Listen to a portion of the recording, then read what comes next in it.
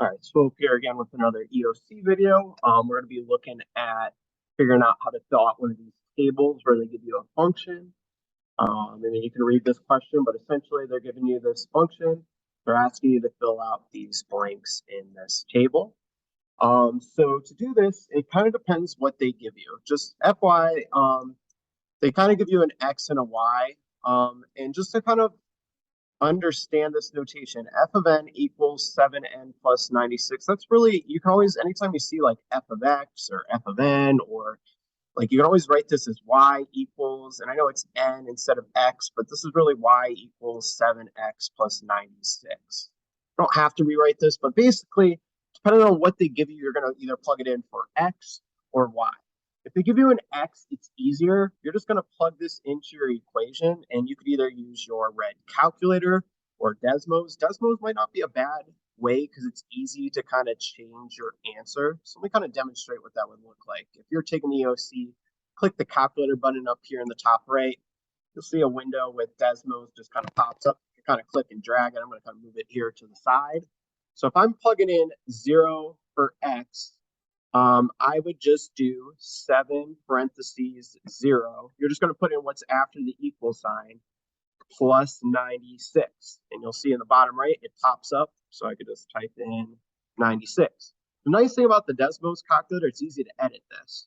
For the next line, they give me 5 for my x. I can just plug that in for x and don't have to retype the whole thing. So that would be 131. That's one nice thing you might want to consider using the Desmos as your calculator instead of one of those red ones. Is it's sometimes easier to edit if you have to do a lot of different things. And you could also put the y equals or the f of n equals. It should still pop up just to kind of show you. I just wanted to kind of double check that that's not a problem.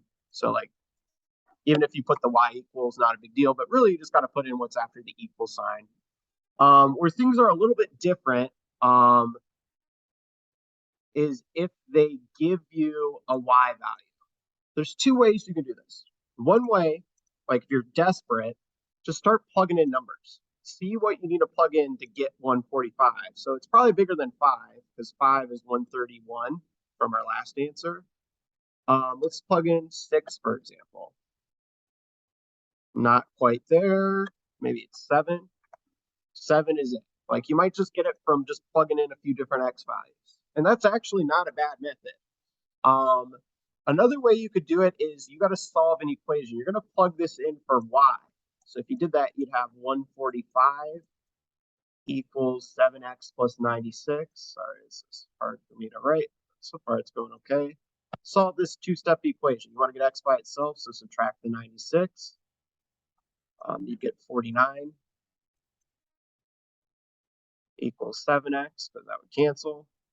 Divide by 7, you'll get 7 equals x. Sorry, it's hard for me to write this, but solve that equation, you'll get the same answer. So more than one way to do it, but I mean, if you're really having a bad, like you just don't remember, I mean, you're seeing a lot of different questions when you're taking this, just plug in different numbers. You'll probably figure it out after even just doing a few.